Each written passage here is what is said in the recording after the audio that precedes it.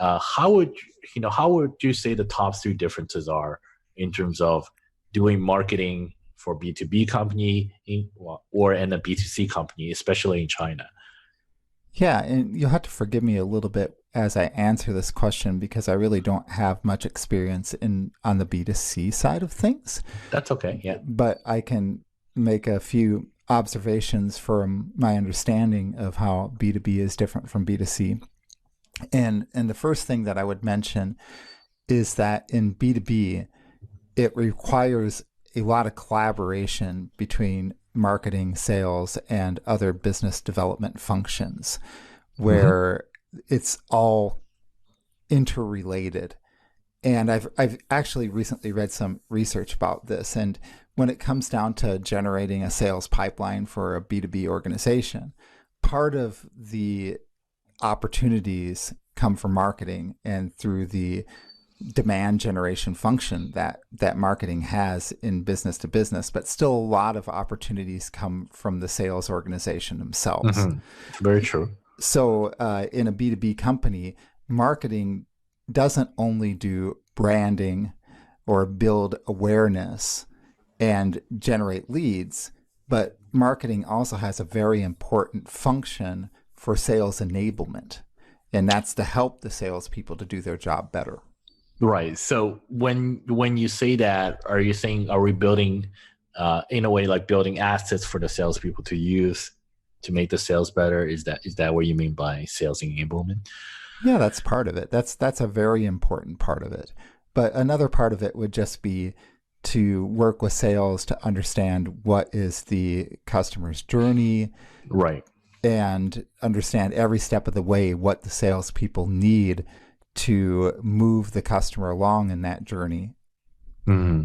Now, I fully agree with that marketing, especially in a B2B sense. In some B2C, it does make sense as well, especially if you're doing professional services or you're in a service department where there's a sales element to it.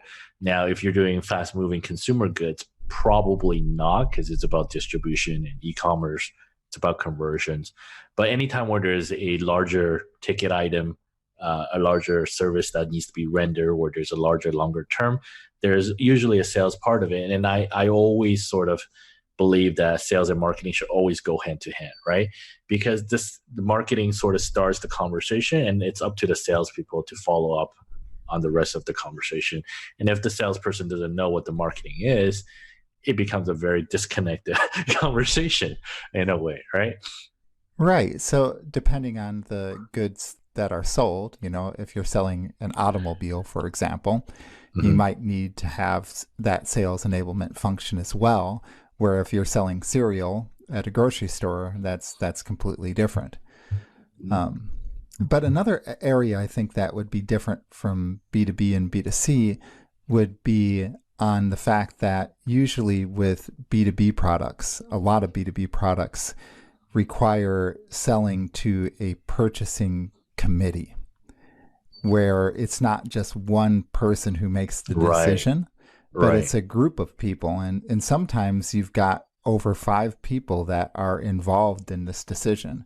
Yep, So it's a complex sale, and you need to have different personas. You need to have a yep, message that hits different people, right. and that's really the only way to be successful. Yeah, no, I'm actually really appreciate you said that because that is a major difference and one um, that is actually crucial because you are essentially selling to five different people who have different reasons of purchasing your product. So having one message, even though you're selling the same thing, you really have to touch on all five different reasons to get that point across. Yeah, absolutely. All right. It, So continue. Yeah. yeah. So I was going to go on to the third, what I think is the third difference, which is Right. in B2B, is the importance on relationships. And this it gets into even that buyer committee that's considering your product. You need to Hmm. have a relationship with as many of these individuals as possible. Right. So this just highlights the importance of the sales function, and this is where marketing doing the sales enablement to empower the salespeople to provide the information that they need to build that relationship, to nurture that relationship, will lead to that successful sale in the end. Yeah. So I think that's definitely a key to B2B as well. I think relationship is always the key to sort of every business. But it is definitely more apparent in B2B because you're dealing with people almost all the time, and the sales process it's an ongoing process. The sales never ends as you close the sales, right? It's always making sure that the customer is getting what they want and keeping it up to date.